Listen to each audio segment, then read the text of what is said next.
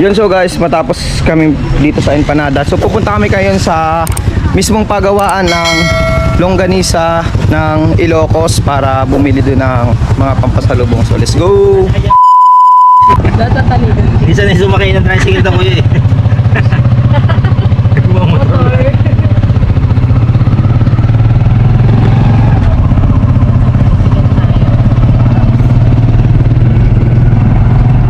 Yee, tricycle kami! Diba tricycle dito sa Bigan?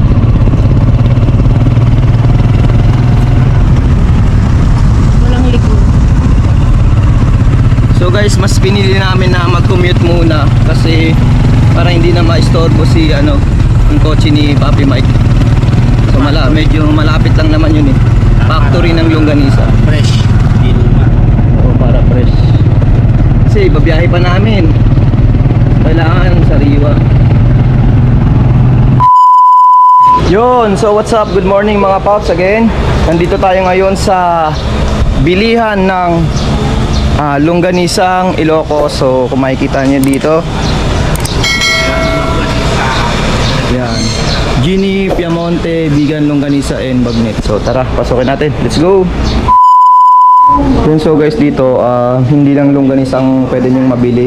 So meron din sila dito mga embutido. Ano to? Yun, pitsong bagnet. And suka, meron din kayo, no? Yes po, sir. Ayan. Ito po, yung sokang pinakurat. Ayan, pinakurat. So mayroon din sila dito guys, suka. Ayan, no? Si ate lang. 100 pesos lang, ganito kalaki na bote na yan. Ito yung bagnet nila, bagong luto. Kasi ito may Philippines. Ganda.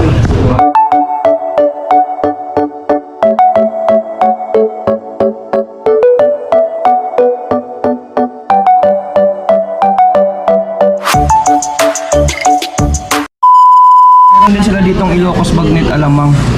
Ate, ito bang Ilocos Bagnet Alamang, may bagnet to? Alamang. May bagnet sa loob. Opo. So ayun, may bagnet niya sa loob. Ito para bumili ng pasalubong. Si Madam, nag-pre-taste si Madam. Oh. Naubos ko na. Alamang. Madam, ano? Inubos ng asawa ko yung pre-taste nito, tapos hindi siya bibili. Ay, bibili tayo. Ano, Madam? Anong Ano lasa? masasabi mo sa ano nila? Sarap. Sarap. Parang sarap. Ayun. Highly recommended ba? Ano, Madam, rate mo sa 10. 10. Oh, 10 syempre. Oh, sarap talaga. So, ayan guys, sarap ah. Ito lang, sir. Apat na isang suka. Oh. Kain yan. Pati, paano ah? Sir. Ay. Kayo, sir. 700. Tayo sa akin. 700 sa iyo, sir. Kasi yung bagnet tayo, baka alamang nyo nagbili. Ayan, ayan, ayan. Ay, pati na lang po, sir. Ano mga yun? Ano mga yun?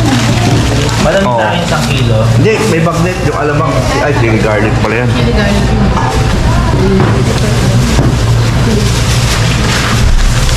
Sir, aki. Yan. Andiyan na yung ano. Dapat, hindi, pwede pa separate ako ng longganisa. Kasi lalagay namin sa styrofoam yan eh. Sige. Para kasya lahat. Yan.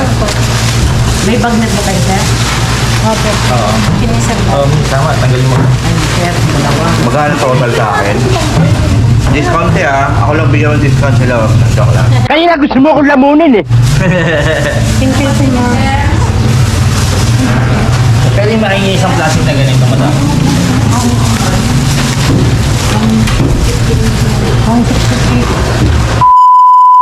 Yung so, sa mga magagawi dito sa Ilocos, dito na kayo bumili sa Ginny, Piamonte, Special, Longganisa, and Bagnet. Mayroon din silang suka. So, te, invite mo naman sila dito sa tindahan mo, te. Ay, Invite mo naman, te. Pag parami ng followers.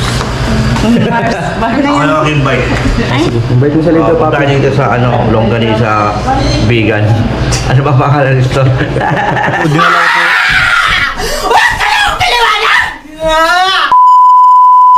So guys, tapos na kaming mamili ng aming konting pasalubong sa aming mga mahal sa buhay. So kasama ko si Papi Pops Motochill, si Madam Labs, so si Papa Ball Mike.